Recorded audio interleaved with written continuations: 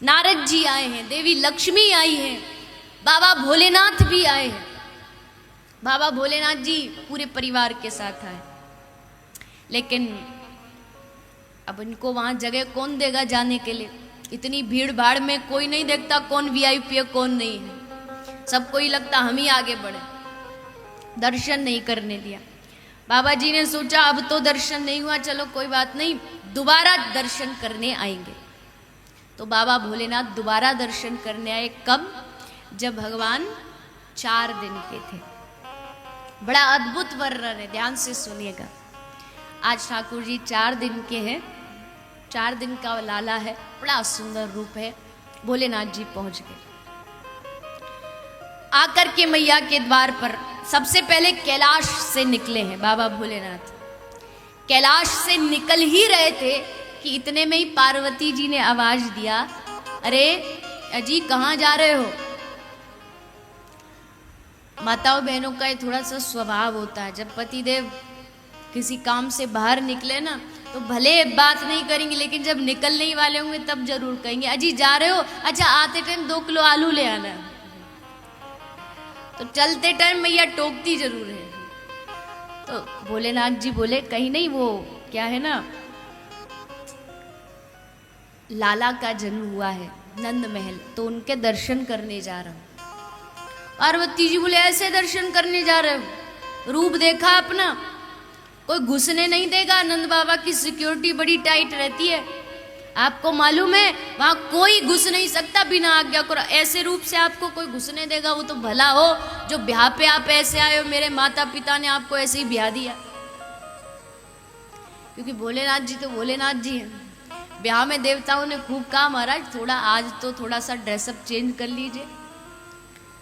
तो ऐसे कैसे कर लेंगे? किसी को अपनी छोरी देनी हो तो ऐसे ही दो जैसे हम हैं, हम किसी के लिए नहीं बदलने वाले। वही सांप सब पूरे गले में लटकाए। बोले महाराज कम से कम घोड़े पे तो बैठ जाओ, और कुछ नहीं तो कम से कम घोड़े पे बैठ जाओ। बाबा भोलेनाथ कहते हैं हमको घोड़े वोड़े की जरूरत नहीं, हमारा नंदी है, यही हमारा साथी और यही अंत तक साथ देगा, हम तो इसी पे बैठ के जाएंगे। नंदी पे बैठ गए, और नंदी पे भी बैठे उल्टा मुंह करके, इधर की तरफ मुंह करके, और बारात लेके जा रहे हैं। अब देवताओं ने सोचा कि ये अजीब, ये तो शंभू हैं, इनको तो ना सम्मान से मतलब ना अपमान से, लेकिन अपमान तो हमारा होगा कि देखो देवता किसकी बारात में आए। इसलिए देवताओं ने क्या किया, बोले ये पीछे आते रहेंगे, हम सब पहले पहुंच जाते हैं, और दूल्हा को छोड़ के ही सारी बारात आगे बढ़ गई। अब बाबा भोलेनाथ ने देखा ये तो छोड़ के चले गए हमको, अब हमारी बारात का क्या होगा? भोलेनाथ जी ने कहा चिंता मत करो, हमारे पास बारातियों की कमी नहीं। उठाया डमरू और एक बार बजाया, डमरू बजाते ही दुनिया में जितने शमशान के भूत प्रेत हैं सब बाबा भोलेनाथ के सामने प्रकट हो गए। बोले कहिए महाराज, बोले कहिए नहीं, तैयार हो जाइए, बारात में चलना है। तो बोले महाराज हम तो तैयार हैं एकदम। और कैसे तैयार है? कोई है किसी का मुंह ही नहीं है, कई है किसी के 4-4 हाथ हैं, किसी के 10-10 पांव हैं, ऐसी अद्भुत बारात बाबा भोलेनाथ चल पड़ी। अब जैसे पहुंचे, बारात पहुंची हिमालय राजा के घर, तो सारी सखियां और सारी माताएं बाहर खड़ी थी आरती थाल लेके। बोले बारात आ रही है, दामाद जी आ रहे होंगे। सबसे पहले बारातियों की लाइन में चल रहे इंद्र देवता। लगा अरे वाह वाह वाह क्या बात है, कितना सुंदर दामाद मिला है, इसका रूप तो देखो। देवता बोले नहीं जी नहीं, ये दामाद जी नहीं, ये दामाद जी तो पीछे आ रहे हैं, ये तो दामाद जी के दास हैं। सखिया बोली जब दास इतना सौंदर्यवान है तो मालिक कितना होगा? तो बोले चिंता मत करो, आ ही रहे, देख ही लेना आप, वो भी बस पीछे ही पीछे बस पहुंचने ही वाले हैं। फिर आया कामदेव, बड़े बड़े सौंदर्य को पछाड़ दे ऐसा कामदेव। फिर आरती की थाली लेके खड़ी हो गई मैना जी कि दामाद जी आगे। दामाद बोले ये भी नहीं है दामाद जी, ये तो बस उनके यहाँ थोड़ा बहुत कोई झाड़ू पोछा का काम कर लेते हैं, बस इससे ज्यादा कुछ। अच्छा अब तो बस बस आ जाए दामाद जी कैसे भी, एक बार झलक देख लें कैसे दामाद जी। नारद जी ने ऐसा कौन सा अद्भुत दामाद बता दिया हमें, नारद जी ने ही विवाह का प्रस्ताव रखा था। अब देवताओं की बारात खत्म हुई और भोलेनाथ जी की बारात हुई चालू। डम डम डम डम करते करते सारे पहुंचे। बोले दामाद जी कहाँ है? बोले दामाद जी वो देखो नंदी पे उल्टे बैठे। दामाद जी से कहिए उतरे तो सही। दामाद जी उतरे और उतर के सासू जी के सामने आए और जैसे मैना ने देखा कुछ बोल नहीं पाई और बस आरती की थाली हाथ से छूट गई और वहीं की वहीं बेहोश हो गई। ये नारद ने क्या, अब भोलेनाथ जी झांक के देख रहे हैं। साइड वाले से पूछते हैं माता जी कौन है? ले माता जी नहीं, आपकी सासू जी हैं। बाबा बोले सासू कौन सा पदार्थ होता है? ले बाबा पूछो मत, बड़ा अद्भुत पदार्थ होता, आपको इन्हीं से लेना देना, आगे यही अपनी छोरी देंगे। अपने ब्याह में ये नहीं बदले। पार्वती जी कह रही हैं आज जब मिलने जा रहे हो ठाकुर जी से तो आज तो कम से कम अपना रूप बदलो। बाबा को लगा कि बात तो ठीक कह रही है पार्वती, क्या पता कोई घुसने दे नहीं घुसने दे। बाबा ने तुरंत कपड़े बदले, धोती पहनी, पगड़ी बांधी, गले में मोतियों की माला पहनी। चलने ही वाले थे कि तभी अपने गले से नाग उतार रहे थे, तभी एक नाग फुसफुसा के हाथ जोड़ करके कहता बाबा जी एक प्रार्थना है, कहूँ अगर आपकी आज्ञा हो तो। बाबा जी बोले हाँ बिल्कुल कहिए, क्यों नहीं। बाबा जी छोटी मुंह बड़ी बात है, लेकिन देखो हमने एक बात सुनी है संतों के मुख से कि जब भगवान के सामने जाओ ना, भगवान का दर्शन करने, तो दिखावा नहीं करना चाहिए, जैसे आप हो वैसे ही जाना चाहिए। और हो कुछ और बन के कुछ और जाओगे तो महाराज उससे तो कोई लाभ नहीं है। बाबा भोलेनाथ बोले वाह मेरे बेटे, ये तू ही मेरा सच्चा साथी और मैं तुझे ही छोड़ के जा रहा हूँ, ऐसे कैसे जा सकता हूँ। बोले बिल्कुल नहीं बिल्कुल नहीं। ये तो पार्वती की बातों में फंस गया। तुरंत अपने वो कपड़े उतारे और वही भस्म लगा के, मुंडों की माला पहन के, और बाबा एकदम तैयार। अब तो यही रूप में जाएंगे, दर्शन करा दे तो करा दे, नहीं कराए तो वो जाने। और लेके अपना त्रिशूल बाबा भोलेनाथ आ गए मैया के घर और आकर के जोर जोर से आवाज लगाई अलख निरंजन अलख निरंजन, अरियो मैया दरवाजा खोल दरवाजा खोल। मैया को लगा कोई द्वार पर साधु आए। गोपी को कहा, दासी को कहा, अरे जरा जाइयो देखियो कौन बाबा जी आयो द्वार पे। गोपी दौड़ के गई, जाके देखा, बोला मैया ये कैसो बाबा जी आयो, ना भूतो ना भविष्यति, ना कभी देखियो होगो मैया तेने, ना कभी देखेगी। ऐसो कौन सो बाबा जी आगो। बोले मैया तू ही चली जा। मैया बड़े भाव से गई, द्वार पर संत आए घर में, तो इससे बड़ा क्या हो सकता। मैया पहुंच गई और जैसे मैया बाहर गई, बाबा का दर्शन किया, बस मैया खड़ी खड़ी कांप रही है। बोले बाबा जी कहाँ ते पधारे हो? बोले मैया बड़ी दूर ते आए हैं, हिमालय की गुफा में ते आए हैं। अच्छा बाबा जी कहाँ लोगे? भोजन पाओगे कि सोना लोगे कि चांदी लोगे, कहाँ लोगे? बोली अरे मैया तो को हमारे स्वरूप पे देख के लग रहे हो कि हमको सोने चांदी की जरूरत है। अरे मैया हमको सोने चांदी की आवश्यकता नहीं, तो फिर बाबा कहाँ चाहिए?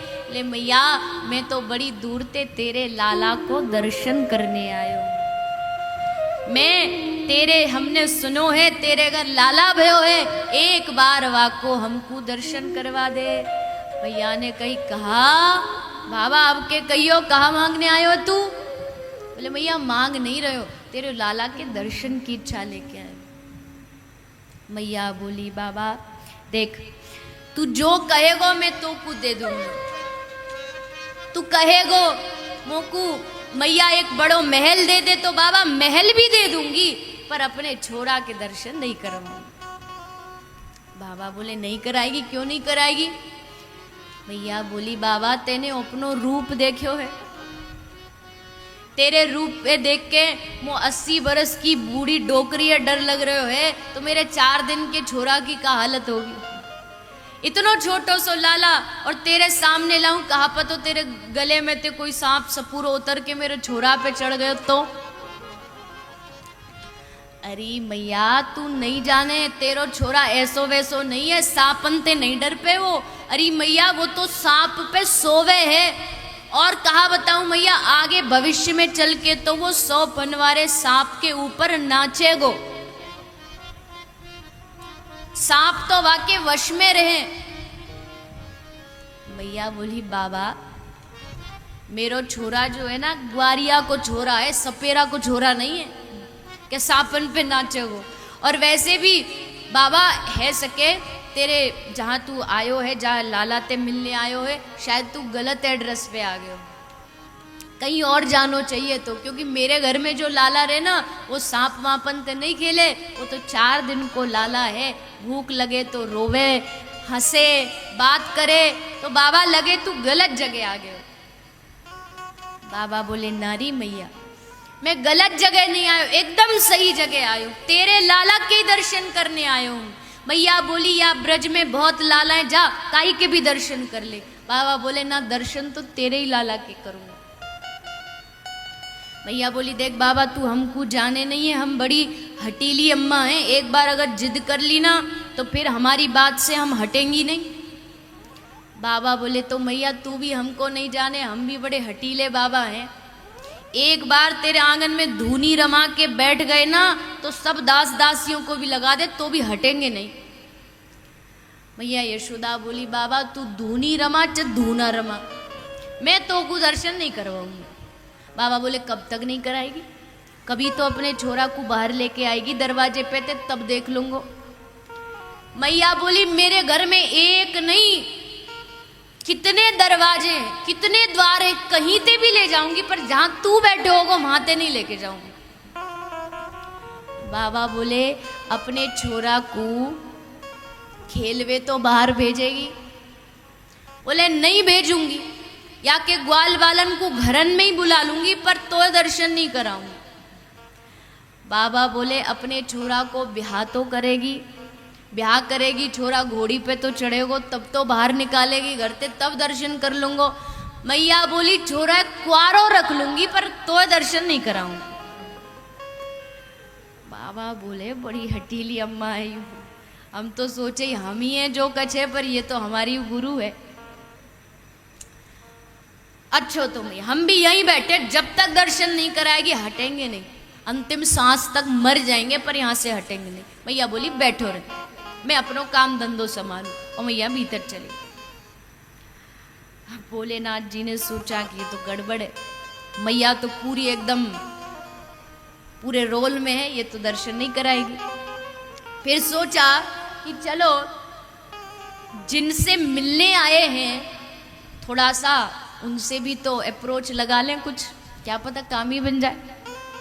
भोलेनाथ जी मनी मन ठाकुर जी को कहते अरे प्रभु ये कोई बात हुई, हम इतने दूर से आपका दर्शन करने और आप भीतर झुक के बैठ गए, अरे कुछ लीला करके कुछ एक बार कुछ करो ना।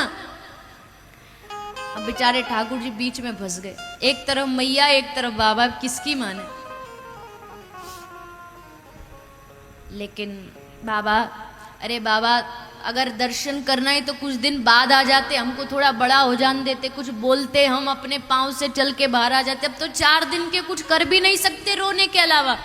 बोले हाँ प्रभु बस यही कर दो, यही करो, यही नाटक आपका सबसे बढ़िया रहेगा। बोले क्या? बोले रोना आरंभ करो। ठाकुर जी ने सोचा ये एकदम बढ़िया नाटक रहेगा, और श्री ठाकुर जी ने पल्ले में पड़े पड़े रोना आरंभ किया। रोना आरंभ किया, जोर जोर से रोने लगे, जोर जोर से रोने लगे। अब देखो कभी कभी बच्चे रोते हैं ना, एक तो होता सचमुच रोना, एक होता नाटक करके रोना। एक नाटक करके जब बच्चे रोते हैं ना तो बड़े ट्यून में रोते हैं, इसका मतलब पक्का नाटक कर रहा है। वो एकदम रिदम में रोते, एकदम ताल में। तो ऐसे ही ठाकुर जी रो रहे हैं। अब जैसे रोने की आवाज आई तो आवाज बाहर गई। अब बाहर गई तो एक गोपी बाहर से भीतर आई। अरे मैया कहा कर रही है? तो को तो लगे छोरा भी पाल लो, नहीं आवे देख छोरा रो रहे और तू आराम से बैठी है। मैया बोली गोपी कहा करूं? बोले रो रहे हो है तो याकू कछु दूध पिला, कछु माखन मिश्री खिला। मैया ने दूध पिला दियो, अब भी चुप नहीं हुए।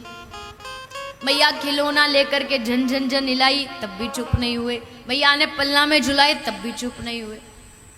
गोपी तो चुप ही नहीं है, अब कहा करे। गोपी बोली मैया मोकू तो लगे तेरे छोरा पे कई गोपी ने नजर लगा दी, क्योंकि मैया भूखो होतो तो दूध भी पिला दियो चुप है जातो, मैया कछु खेल खिलौना चाहिए तो चुप है जातो, पर मैया ये तो कई गोपी ने नजर लगाई है। मैया बोली अब कहा करे? बोले कहा करे का नजर उतारो या की? बोले कैसे नजर उतारे? बोले जा रसोई ते वो लेके आ, राई नून लेके आ भीतर थे। मैया गई, नमक लाई, राई मिर्ची लाई और लाला की नजर उतारी। आए की, पलाए की, अड़ोसन की, पड़ोसन की, भूतनी, पिशाचनी, यहाँ की, वहाँ की, इधर की, उधर की, सब मेरे लाला के ऊपर से उतर जाए। अब नजर उतारी। अब नजर उतारने के बाद तो काना कम रोने चाहिए, पर ये और उल्टा डबल हो गए और जोर जोर से रोने लगे। गोपी अब कहा करे, ये तो अब भी चुप नहीं हुए।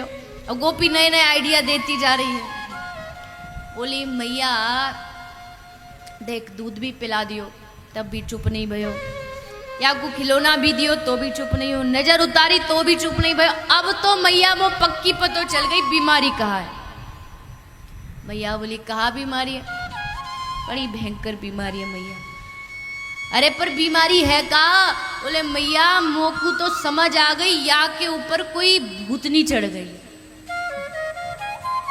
और मैया अब आप भूतनी को उतारवे के खातिर जब तक प्रयास नहीं करोगी तब तक ये छोरा चुप नहीं होगा। अरे गोपी भूतनी चढ़ गई है तो भूतनी कैसे उतरेगी? बोले मैं थोड़ी उतारूंगी, वाकई नहीं तो कोई बाबा जी कोई तंत्र मंत्र जानने वालों कोई बुलाना पड़ेगा, वो भूत उतारेगा।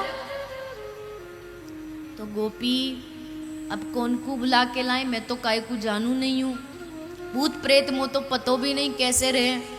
गोपी बोले मैया टेंशन मतलब मैं हूं ना, अभी काय को बुला के लाती हूँ। तुरंत घर से निकली थी कि दरवाजे पर बाबा भोलेनाथ दूना रमा के बैठे। गोपी ने देखी, नजदीक गई। बाबा का रूप भी कुछ तंत्र मंत्र जैसा ही है, तो जाके पूछी बाबा एक बात बताओ, तुमको भूत उतारने आते हैं? बाबा बोले पहले ये बताओ किसको चढ़े हैं, उस पे डिपेंड करता है। बोले हमारी मैया है ना, वह को लाला है, 4 दिन को बड़े जोड़ते रो रहे हो, हमने सोची कोई भूत चढ़ रहे हैं तो भूत उतारे हुए वालों कोई बाबा चाहिए, तो तुम तो सीधी बात पे आओ ना, तुम बताओ तुमको आते हैं कि नहीं आते? बाबा बोले हाँ। मन में सोचा कि उधर से नाटक चालू हो चुका, तुम भी कर दो। बाबा जी बोले अरे गोपी क्या बात करती है तू, हमसे पूछ रही भूत उतारने आते कि नहीं आते? अरे गोपी मेरो तो नाम ही भूतनाथ है, मैंने ऐसे बड़े बड़े भूत उतारे हैं तेरे छोरा के ऊपर, इतनो कोई बड़ी बात है? अभी लेके आए, चुटकी बजाएंगे और सब भूत उतर जाएंगे। गोपी राजी हो गई और खुश होती होती मैया ओ मैया बाबा जी मिल गए, भूत उतार देगो, एक मंत्र पड़ेगा और सब भूत प्रेत उतर जाएंगे। और कौन सो बाबा जी? बोले मैया कहीं जाने की भी जरूरत नहीं पड़ी, यहीं तेरे आंगन में बैठे हो। मैया बोले ले कराई काम खराब, मैं कब ते बातें लड़ रही हूँ, दर्शन नहीं कराऊंगी नहीं कराऊंगी नहीं कराऊंगी, और तू वाकू जाके क्या ही के छोरा के भूत उतार दे। तेने वाको रूप देखियो है, कैसो रूप है वाको? गोपी बोली मैया तो वाके रूप ते कहा लेनो देनो, तू जाके लाला को लेके गोद में दूर ठाड़ी है जाइयो, नजदीक मत जाइयो, और बाबा दूर ते ही मंत्र फूंक देंगे और तेरो लाला एकदम स्वस्थ है जाओ। अब तो को बाबा अपनो अहम ज्यादा प्यारो है या लाला को स्वास्थ्य ज्यादा प्यारो, बता? भैया बोली मोकू तो लाला प्यारो, तो बस फिर ले अपनी गोद में लाला को और चल मेरे साथ बाहर, डर मत, दूर जाके ठाड़ी है जी। माँ यशोदा लाला को गोदी में उठाई, ऊपर से काला कपड़ा ढक दी, कहीं छोरा को, बड़ी भोली है मैया, बड़ी भोली है, ढक कर के चल पड़ी। आगे बढ़ती बढ़ती डर डर के बढ़ रही है और डरती जा रही है, बढ़ती जा रही है। गोपी पीछे से मैया को आगे बढ़ा रही है। वहां भोलेनाथ खड़े हैं, यहाँ ठाकुर जी खड़े, और जैसे ही बाबा भोलेनाथ ने ठाकुर जी को देखा और श्री बालकृष्ण लाल ने बाबा भोलेनाथ को देखा, और जैसे नजर से नजर दोनों की मिली, मिलते ही श्री ठाकुर जी ने रोना बंद कर दिया, एकदम रोना बंद कर दिया। मैया बोली, लगे बाबा जी जानकार तो है, इतनी दूर ते ही मंत्र फूके और छोरा चुप कर दियो। अब मैया को थोड़ा सा और इच्छा जागी और नजदीक जाने की, और नजदीक चली गई, बाबा के और पास गई और पास गई। माँ यशोदा मैया से पूछ रही है, मैया बाबा को दर्शन कराती है। बाबा ने दर्शन किया, दर्शन करने के बाद बोलते हैं कि मैया तेरे छोरा के ऊपर ते भूत सब प्रेत सब उतर गए। मैया बोली, ऐसे कैसे उतर गए? जब तक या के कान में कछु मंत्र नहीं बोलोगे तो दोबारा भूत चढ़ जाएंगे, तो कान में कछु मंत्र बोलो तो सही। बाबा भोलेनाथ ने कान में मंत्र बोला, और जैसे मंत्र बोला श्री ठाकुर जी जोर जोर से खिलखिला करके हंस दिए। किसी ने पूछा ब्रजवासियों से कि भैया आप बताओ ऐसा कौन सा मंत्र बोला था कान में? तो बोले, भैया मंत्र पंत्र कुछ नहीं बोला, चाचा वृंदावन दास जी का पद है और उसमें कहा कि कान में मंत्र नहीं बोला। बाबा भोलेनाथ ने कान में एक बार श्री राधा रानी का नाम बोल दिया, और राधा बोलते श्री ठाकुर जी खिलखिला के हंस दिए, जोर से हंस दी। मैया बोली, हाँ बाबा जी तो बड़ा, देखो अभी तक छोरा रो रहा हो, हंसन लगे। मैया की इच्छा और बड़ी, अच्छो बाबा एक बात बता, भूत तो पे उतारने आवे, पर तो को हाथ देखनो आवे, भविष्य बतानो आवे? मैया ना ऐसी होती है, एक काम में 10 काम करना चाहती है। कोई एक आयोजन हो, एक कार्यक्रम हो, उसमें एकादशी का उद्यापन भी कर लेंगी, उसमें गृह प्रवेश भी कर लेंगी, एक ही काम में सब हो जाए, ऐसा कुछ महाराज मुहूर्त बता दो। तो यहाँ पूछ रही है बाबा से, बाबा अच्छा भविष्य देखना आता है? बाबा बोले, क्यों नहीं आता? किसका देखना है? बोले, लाला को देखना। बोले, वाके ताई तो लाला को मेरी गोद में देना पड़ेगा। मैया बोली, ऐसे कैसे, तेरी गोद में कैसे दे दूंगी? बाबा बोले, तो ठीक है मत दो, हम चलते हैं। बोले, ना ना ना ना बाबा रुक जा, तेरी गोद में दे दूंगी, पर देख बाबा जरा संभाल के, अपने नागन ने थोड़ा संभाल के रख, समझा के रख। बाबा ने लाला को गोदी में लिया और हाथ का दर्शन करते करते बोले, मैया, अरे यशोदा मैया, तेरे तो मैया भाग्य खुल गए, कैसो लाला पायो है तेने। मैया तो को पतो नहीं तेरो कितनो नाम रोशन करेगो। मैया तो को पतो नहीं यू बड़ो है के बहुत बड़ो राजा बनेगो। मैया बड़ो है के या के सोने के महल होंगे, और तो और मैया हजारों लाखों या के दास दासी होंगे। मैया बोली, बाबा मैंने तो को काम की बात पूछी और तू कहा उल्टी सीधी बात बता तो जा रहे हो। अरे राजा बनेगो, नाम रोशन करेगो, बड़ो होगो, महल बनाएगो, तो वो तो या के नहीं होगो, मेरे निया का होगो, मेरे निया भी तो कुछ बता। बाबा बोले, मैया तू बता, तो को तेरे निया कहा चाहिए? बोले, मो को तो बस इतना बता दे कि मेरे घर बहू कब आएगी, मेरे लाला को ब्याह कब होगा। बाबा बोले, 4 दिन को तेरा छोरा है, अभी यहाँ पे आँख खोलनी आवे नहीं और तो बहू की पड़ी है। बोले, ना ना बाबा, अब देखना यू कालो कलूटो सो है, तो सारी ब्रज की गोपी कहें कि यहाँ को कोई अपनी छोरी नहीं देगो।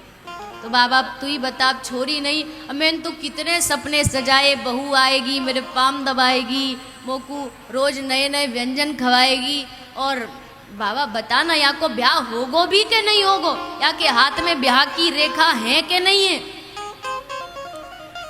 बाबा ने हाथ देख करके मैया को बता रही, मैया कैसी बात करती है तू, या के हाथ में ब्याह की रेखा है कि नहीं है पूछ रही है।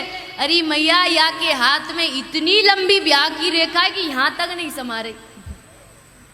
बोले मतलब मैया तेरे छोरा के 1 2 10 50 100 नहीं 16,108 ब्याह होंगे। अब जैसे मैया ने सुनी तो बस वहीं खड़ी की खड़ी। बाबा बोले कहाँ सोच रही है मैया? बोले बाबा यूं सोच रही हूं, अगर दिवाली वाले दिन मेरी सबरी बहू मेरे पाम छीने खट्टी आ गई तो मेरी क्या हालत होगी।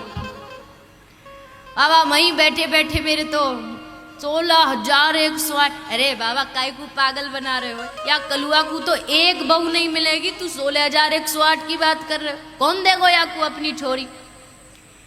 बाबा ने कहा मैया अब जैसा तू सोचे सोच, भविष्य है देख लेना। मैया ने सोचा कि बाबा ऐसे ही मजाक कर रहे, मजाक में बोल दिया, पर मैया उसको मजाक में ले गई। अब उसको क्या पता ये सत्यता है। अच्छो भैया अब मैं चलूं, समय है गयो है, भविष्य बता रहे हैं। ठाकुर जी कहते बाबा जी अब बहुत भविष्य बता लिया आपने, अब आप जाइए, कैलाश पर्वत पर मैया जी आपको याद कर रही होंगी, अब आप प्रस्थान करिए। तो भोलेनाथ जी मैया को प्रणाम करते हैं, कहते मैया अब मैं चलता हूं। मैया कहती ना ना बाबा तू यहाँ ते मत जा, ब्रज छोड़ के मत जा। क्यों? क्योंकि क्या का पतो कब मेरे छोरा को फिर नजर लग जाए, तो कोई तो चाहिए नजर उतारवे को। तब मैया कहती है रह रे योगी नंद भवन में ब्रज में वासो कीजे, जब जब लाल को नजर लगे तू तब तब दर्शन दीजे। यहीं रह जाओ बाबा। और बाबा भोलेनाथ वहीं ब्रज में अपने लाला के सानिध्य में रहे। आज भी ब्रज जाइए, 4 स्थान पर 4 रक्षक बन करके बाबा भोलेनाथ ब्रज में विराजमान है। लाला का दर्शन करके बाबा भोलेनाथ वहां से प्रस्थान करते हैं।